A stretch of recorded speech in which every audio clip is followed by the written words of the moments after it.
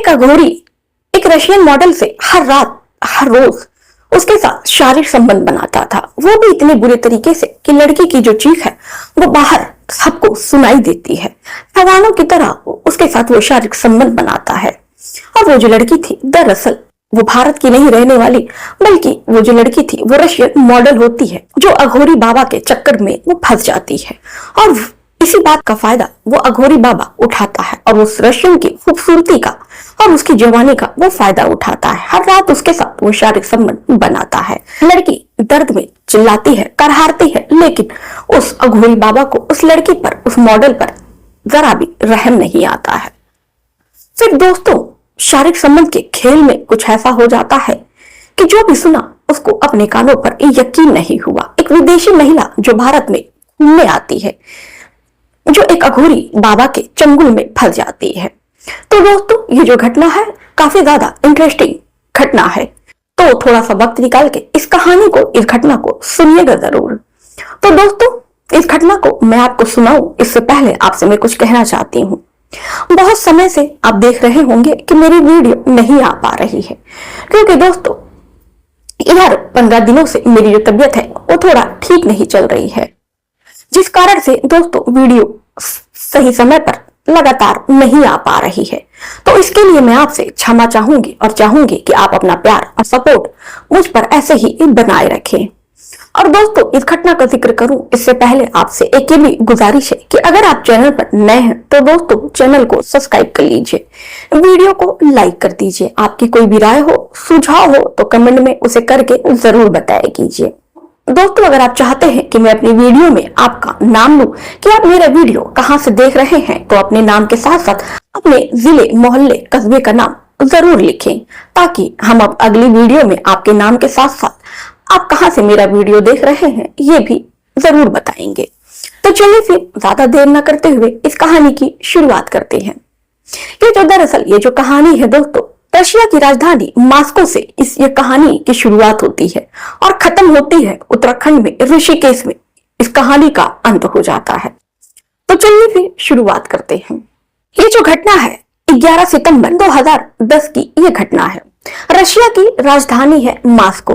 Moscow में ही एक बेहद खूबसूरत लड़की अपने माँ बाप के साथ रहती है, जो मॉस्को की बेहद नामचीन मॉडल होती है। लड़की का नाम होता है मैरी, जो दिखने में बेहद ही खूबसूरत, लंबी, तड़ंगी और उसकी जो बदन थी काफी ज्यादा सुडौल, काफी ज्यादा खूबसूरत। आप जानते हैं जो विदेशी महिलाएं होती हैं वो दिखने में कितनी ज्यादा खूबसूरत, गोरी चिट्टी होती हैं और उनकी कदकाठी भी बहुत ज्यादा अच्छी होती है। मैरी की जिंदगी में सब कुछ अच्छा चल रहा था। मैरी मॉडलिंग करती थी, हर जगह से उसको नए नए ऑफर आते थे। उसका जो काम है बहुत ज्यादा अच्छा चल रहा था। धीरे धीरे करके वो ऊंचाइयों की तरफ बढ़ रही थी।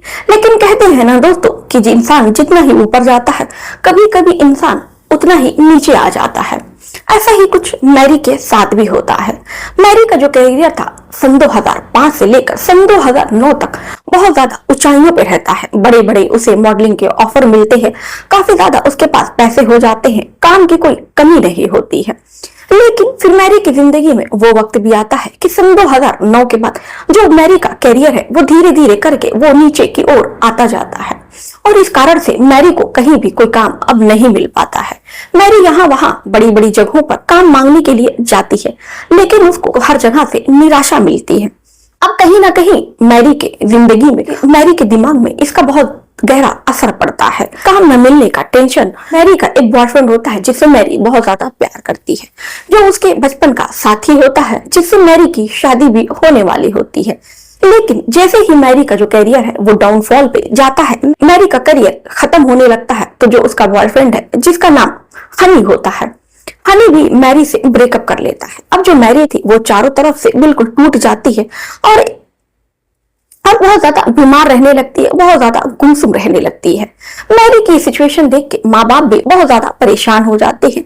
मैरी को वो मॉस्को में हर अच्छे डॉक्टर को दिखाते हैं, लेकिन कहीं से भी कोई आराम नहीं मिल पाता है। एक दिन मैरी के माँ बाप मानसिक रोग विशेषज्ञ से मिलते हैं और मैरी को वहां पर लेकर जाते हैं और मैरी को उस डॉक्टर को दिखाते हैं।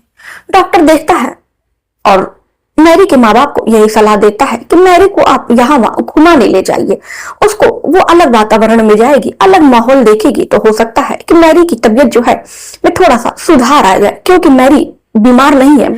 ऐसे में आपको चाहिए कि मैरी को आप अलग अलग जगहों पर ले जाएं। अब मैरी के जो माँ बाप होते हैं वो मैरी को हर जगह लंदन, अमेरिका, हर जगह, स्विट्जरलैंड, हर जगह उसको घुमाने लेकर जाते हैं। लेकिन मैरी फिर भी गुमसुम रहती है, मैरी हमेशा उदास रहती है। मैरी के माँ बाप इसी तरह बहुत ज्यादा परेशान रहने लगते हैं। तो फिर एक दिन मैरी अपने माँ बाप से, पेरेंट्स से कहती है कि मॉम डैड, मैंने सुना है कि भारत में कोई धार्मिक स्थल है, मैं वहां जाकर घूमना चाहती हूँ, और मैंने सुना है कि वहां पर जाकर उन धार्मिक स्थलों में घूमकर बहुत ज्यादा दिमागी सुकून मिलता है और एक जहनी सुकून मिलता है। मॉम डैड, अगर आपकी परमिशन हो तो मैं इंडिया जाना चाहती हूँ। अब ये बात सुनना ही था कि मैरी के मॉम डैड बहुत ज्यादा खुश हो जाते हैं और अपनी बेटी को भारत आने की परमिशन दे देते हैं। अब मैरी अपना सारा सामान पैक करती है और फ्लाइट बुक करती है, और फ्लाइट बुक करके सन 2011 में वो मैरी मास्को से फ्लाइट लेकर दिल्ली आ जाती है। दिल्ली आने के बाद वो उत्तराखंड में एक जगह पड़ती है, ऋषिकेश, जो धार्मिक स्थल के नाम से बहुत ज्यादा मशहूर है। और ऋषिकेश में जाती है, ऋषिकेश में ही वो होटल बुक करती है और वहीं पर रहने लगती है। दूसरे दिन वो तैयार होके सुबह निकलती है ऋषिकेश घूमने के लिए। वो अलग अलग जगहों पर, वो अलग अलग धार्मिक स्थलों पर ऋषिकेश में जाती है और वहां पर वो घूमती है। वो घूमते घूमते थक जाती है, फिर एक घाट पर वो जाकर बैठ जाती है।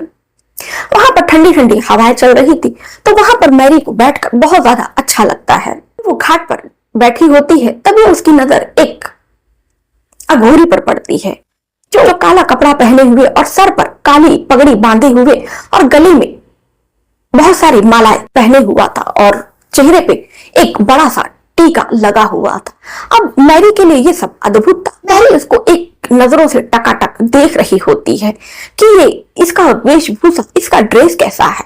अब फिर वो अघोरी जो है वो अपना तंत्र मंत्र शुरू करता है। अब मैरी जो है ये सब बैठकर देख रही होती है और उसको बहुत ज्यादा आश्चर्य होता है। देखते देखते उसको तकरीबन 4 घंटे बीत जाते हैं। तभी होटल वालों का फोन आता है, कहता है कि मैडम, बहुत रात हो चुकी है, अब आपको होटल में आ जाना चाहिए, ज्यादा देर रात रुकना कहीं भी ठीक नहीं है। अब मैरी जो है होटल वाले की बात सुनकर वो अपने होटल में चली आती है। फिर दूसरा दिन होता है, मैरी फिर से ऋषिकेश घूमने के लिए निकलती है। फिर शाम को वो उसी घाट पर पहुंचती है, फिर उसी घाट पर बैठी होती है। तभी फिर देखती है कि वही अघोरी फिर से घाट पर आता है और तंत्र मंत्र करना शुरू कर देता है। अब फिर मैरी उसको 1 घंटे तक घूरती रहती है, टकाटक देखती रहती है। फिर उसके मन में जिज्ञासा होती है कि आखिर में ये क्या है, क्यों ना मैं चल के उस आदमी से पूछूं कि आखिर वो यहाँ पर बैठकर क्या कर रहा है। मैरी है उस बाबा के पास पहुंचती है। बाबा अपनी आंखें बंद करके साधना कर रहा होता है। तभी मैरी कहती है, hello sir, can I talk with you. अब जो अघोरी है अपनी आंखें खोलता है और सामने उसको एक बेहद ही खूबसूरत महिला नजर आती है, जो दिखने में बिल्कुल गोरी चिट्टी, बेहद ही खूबसूरत। वो उस महिला को देखता है तो देखते रह जाता है और उसका रिप्लाई भी वो इंग्लिश में ही करता है। मैरी जब उस अघोरी की इंग्लिश सुनती है तो बहुत ज्यादा आश्चर्य में पड़ जाती है कि भला ये इतनी अच्छी इंग्लिश कैसे बोल सकता है। अब दोनों कुछ इंग्लिश में फिर बातें करने लगते हैं। मैरी अघोरी से पूछती है कि उसका नाम क्या है, तो वो बताता है कि उसका नाम भैरव है। दोनों में बातचीत शुरू हो जाती है। मैरी उससे बारे में पूछती है कि आप ये क्या कर रहे हैं, तो जो अघोरी है वो अपने बारे में बताता है और वो बताता है कि दरअसल वो क्या कर रहा है। अब मैरी को ये सब सुनकर बहुत ज्यादा अटपटा लगता है, क्योंकि मैरी विदेशी थी तो उसके लिए सब नया होता है। अब उसकी बातें कहीं ना कहीं मैरी को बहुत ज्यादा अच्छी लगती है। फिर रात हो जाती है, मैरी अपने होटल में चली जाती है। फिर उसके बाद से फिर वो दोबारा आती है और फिर उसी बाबा से उसकी मुलाकात होती है। अब ये जो मुलाकात का सिलसिला है हर रोज इसी तरह होता रहता है। कहीं ना कहीं मैरी जो थी, बाबा की बातें उसको अच्छी लगने लगी थी। कहीं ना कहीं बाबा की बातों में और बाबा के चेहरे में इतना आकर्षण होता है कि मैरी उसकी तरफ खींचती चली आती है। अब दोनों, मैरी और भैरव में दोनों की दोस्ती हो जाती है। फिर जो भैरव था मैरी को ऋषिकेश में वो घुमाने के लिए हर जगह लेकर जाता है। कहीं ना कहीं मैरी को बहुत ज्यादा दिमागी सुकून मिल रहा था। मैरी ये सब देखकर बहुत ज्यादा खुश होती है। इसीलिए इतने दूर से, विदेश से भारत आई हुई थी, दिमागी सुकून के लिए, दिली सुकून के लिए। फिर वो भैरव से पूछती है कि तुम कहाँ रहते हो? तो भैरव बताता है कि मैं यहीं पर, एक पास में ही कुटिया है, मैं वहां पर रहता हूँ। मैरी कहती है कि मैं समझी नहीं, ये कुटिया क्या होती है? भैरव कहता है कि ये एक झोपड़ी जैसी होती है, मैं वहीं पे रहता हूँ। तो मैरी को बहुत ज्यादा उत्सुकता होती है, कहती है कि मैं भी देखना चाहती हूँ कि आखिर में कैसी झोपड़ी है और कहाँ रहते हो आप। भैरव उसको अपनी कुटिया में, अपनी झोपड़ी में ले जाकर उसको अपनी झोपड़ी दिखाता है। मैरी ये सब देखकर बहुत ज्यादा खुश होती है, कहती है कि ये तो बहुत ज्यादा अद्भुत है, मैंने आज तक ऐसा घर नहीं देखा, मैं भी आपके साथ यहीं रहना चाहती हूँ। भैरव कहता है कि देखो, तुम ऐशो आराम में रहने वाली लड़की हो, भला यहाँ पे तुम क्या करोगी? तुम मेरे साथ नहीं रह पाओगी। यहाँ पर बहुत सारे मच्छर काटते हैं, बहुत सारी परेशानियां होती हैं, लेकिन हम साधु हैं, हमने अपना जीवन ही कठिन चुना है, तुम यहाँ पे नहीं रह पाओगी। मैरी बहुत ज्यादा जोर जबरदस्ती करने लगती है, तो जो भैरव है वो मान जाता है। अब मैरी होटल चेकआउट करती है और अपना सारा सामान लेकर भैरव की कुटिया में आकर वो रहने लगती है। उसको वहां पर बहुत ज्यादा अच्छा लगता है, वहां का जीवन उसको बहुत ज्यादा पसंद आने लगा था। चूल्हियों पर खाना पकाना और खुली हवा में सोना, कहीं ना कहीं इस माहौल में वो ढलती जा रही थी। अब देखते देखते मैरी को उस कुटिया में बाबा के साथ रहते रहते 1.5 महीना का वक्त बीत जाता है और मैरी कहीं ना कहीं उस बाबा से, अघोरी से प्यार करने लगी थी। एक दिन अघोरी से कहती है कि मैं तुमसे प्यार करने लगी हूँ। भैरव जब ये बात सुनता है तो बहुत ज्यादा आश्चर्य में पड़ जाता है। पहले तो वो सीधे सीधे साफ साफ मैरी को मना कर देता है कि देखो, मेरा जो जीवन है वो सादा जीवन है, मेरे जीवन में मैं किसी से ब्याह और प्यार मोहब्बत नहीं कर सकता हूँ, मैं एक अघोरी हूँ।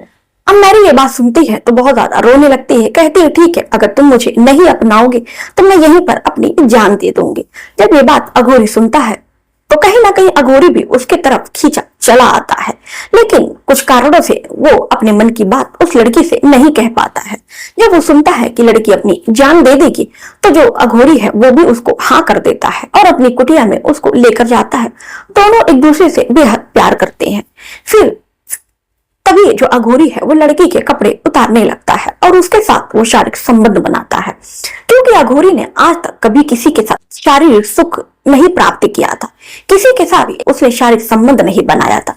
ये सब उसके लिए नया था, अजीब था। अघोरी जो था वो हैवानों की तरह उस लड़की के साथ जब भी संबंध बनाता वो बहुत बुरे तरीके से हैवानों की तरह उसके साथ शारीरिक संबंध बनाता। कहीं ना कहीं जो विदेशी लड़की थी वो उससे प्यार करती थी तो वो उसको मना नहीं कर पाती है। लेकिन वो जो अघोरी था उसके साथ ऐसी इस तरह उसके साथ शारीरिक संबंध बनाता है कि आस पड़ोस के लोगों को उसकी चीख सुनाई देती है। फिर ऐसा ही करते करते उनके रिश्ते को 3 महीना बीत जाता है। अब जो विदेशी लड़की थी अघोरी से शादी करने का मन बना लेती है। अघोरी से वो कहती है कि मैं तुमसे शादी करना चाहती हूँ। अघोरी भी उससे हाँ कर देता है। फिर मैरी अपने घर पे मॉस्को में अपने माँ बाप को, मॉम डैड को कॉल करती है और कहती है कि ऋषिकेश में उसे एक अघोरी, एक बाबा है जो उसे बेहद ज्यादा पसंद है और वो उससे शादी करना चाहती है। पहले तो उसके माँ बाप तैयार नहीं होते हैं, लेकिन जब लड़की की मर्जी थी, लड़की की खुशी थी, तो वो लड़की की खुशी के लिए हाँ कर देते हैं। लेकिन वो कहते हैं कि उस बाबा को तुम्हारे साथ में आकर उसे मॉस्को ही रहना पड़ेगा। अब ये बात मैरी भैरव से कहती है कि शादी करने के बाद हम लोग मॉस्को ही रहेंगे। भैरव साफ साफ मना कर देता है कि देखो, तुम्हें मेरे साथ रहना है, शादी करनी है तो करो, मैं ऋषिकेश छोड़कर मैं कहीं भी नहीं जाऊंगा।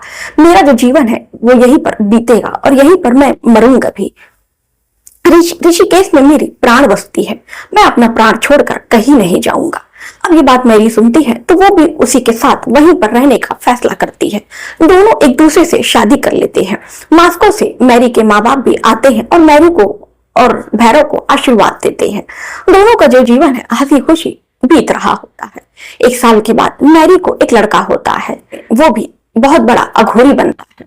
तो दोस्तों, ये अघोरी की प्रेम दास्तां आपको कैसी लगी, आप हमें कमेंट में करके अपनी राय जरूर बताइएगा। तो चलिए फिर मिलते हैं किसी और कहानी के साथ, किसी और घटना के साथ। जय हिंद, जय भारत।